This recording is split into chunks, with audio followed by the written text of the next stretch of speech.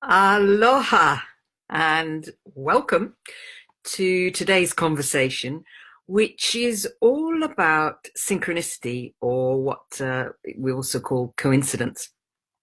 I talk about coincidence, synchronicity quite a bit in different webinars, in different videos, but I thought today I'd actually focus on it as a topic in its own right, because it's an incredibly useful tool to help you understand what's going on in your life.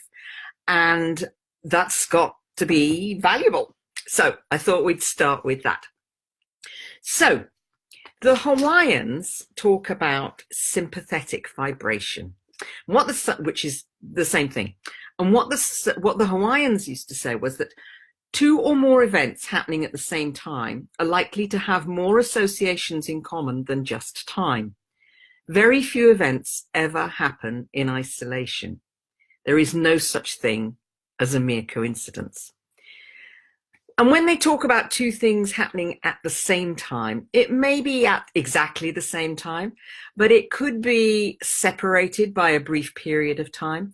It's when you start to see those patterns, those coincidences, those things when you think, wow, that's a coincidence, that you know that you're onto something that's synchronous. So I'll give you, for example, recently I received, in the space of about a week, maybe 10 days, 2 emails from completely different, unrelated people. The only connection that they have is me, and they don't know each other. 2 emails, both of which were about boundaries. Now, one of them said very obviously in the title, boundaries, so I knew it was about boundaries. But the other one, I had no idea it was about boundaries. I opened it and then realized that the email itself was actually about boundaries. And I thought, that's very interesting, because when you get one email about boundaries, well, that's an email about boundaries, it's interesting, and we'll read it. But when you get 2 emails about boundaries, that's a coincidence. That could be the start of a pattern. So how I use synchronicity, how I use coincidence to help me understand what's going on in my life.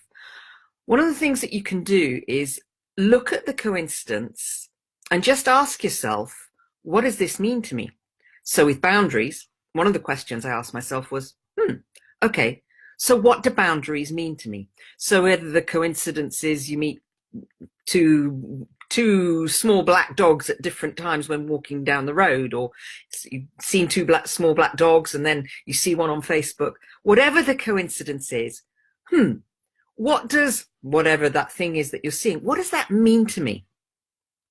Another really useful question is, how am I experiencing that thing in my life? So boundaries, how am I experiencing boundaries in my life? As you do that, you can start to see what you need to think about. So with boundaries, my questions were, okay, boundaries, what do they mean to me? Well, boundaries mean to me holding my own, holding to my principles, taking a stand, taking a stance, not letting people use or abuse me.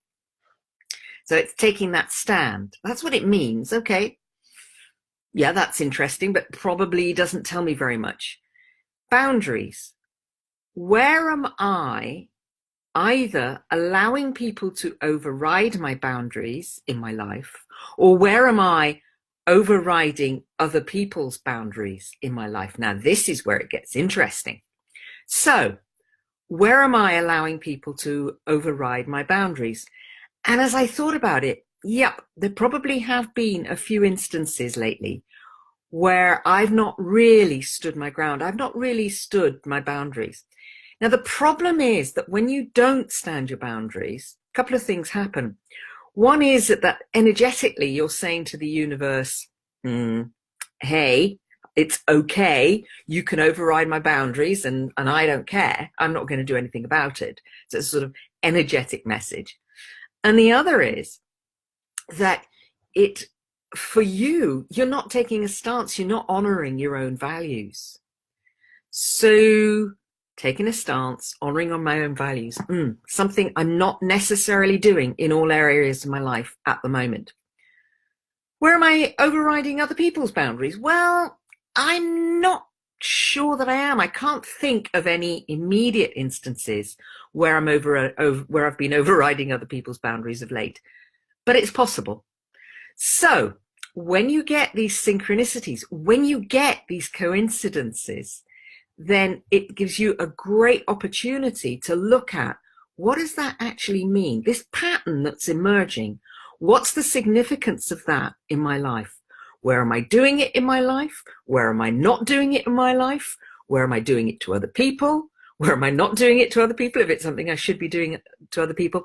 Or if it's seeing small black dogs, what does a small black dog mean to me? What does a small black dog symbolize for me? And it's whatever the small black dog symbolizes for you.